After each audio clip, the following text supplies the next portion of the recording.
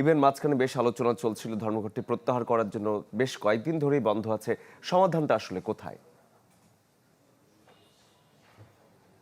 এই সমাধান আসলে যে ডিপি ওয়ার্ল্ডকে এনসিটি যে দেয়ার প্রতিবাদে, সিদ্ধান্তের প্রতিবাদে মূলত, অর্থাৎ সেই জায়গায় এই সমাধান খুব শীঘ্রই যে মিলছে এমনটিও আশা করা আসলে যাচ্ছে না। তবে আমরা আজকে সকাল থেকে দেখছি অন্যান্য দিন শ্রমিকরা থাকলেও, বন্দর ভবনের সামনে থাকলেও আজকে কিন্তু শ্রমিকরা এখানে নেই।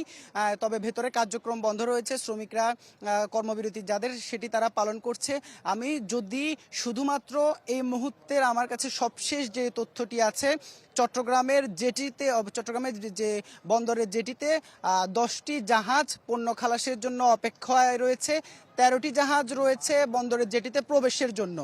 আর এছাড়া শুধুমাত্র বহির্নোঙরে যে বাল্ক হেড জাহাজ সেটি রয়েছে প্রায় 80টির মতো।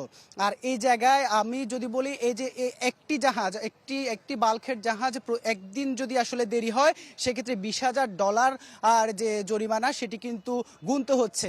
আর অন্যদিকে আরও 10,000-এর উপরে কন্টেনার রপ্তানির জন্য তৈরি হয়ে আছে, সে কন্টেনারগুলো জাহাজে ওঠার অপেক্ষায় রয়েছে। অর্থাৎ বলতে গেলে আপনি এখানে একদিনে কি পরিমাণ আসলে অর্থনীতিতে কি পরিমাণ লোকসানের মুখে পড়তে হচ্ছে সেটি বোঝা যাচ্ছে। যেখানে এক এক দিনের আসলে ড্যামারেজ চার্জ $10,000, $20,000, $40,000 পর্যন্ত আছে। সে জায়গায় যেই বিলম্ব হচ্ছে, এই বিলম্বের কারণে কিন্তু সামনে রমজান, অর্থনীতিতে বড় একটি আসলে প্রভাব। ইভেন, ধন্যবাদ আপনাকে। দর্শক, চট্টগ্রাম থেকে সহকর্মী ইভেন মীর যুক্ত হয়েছিলেন।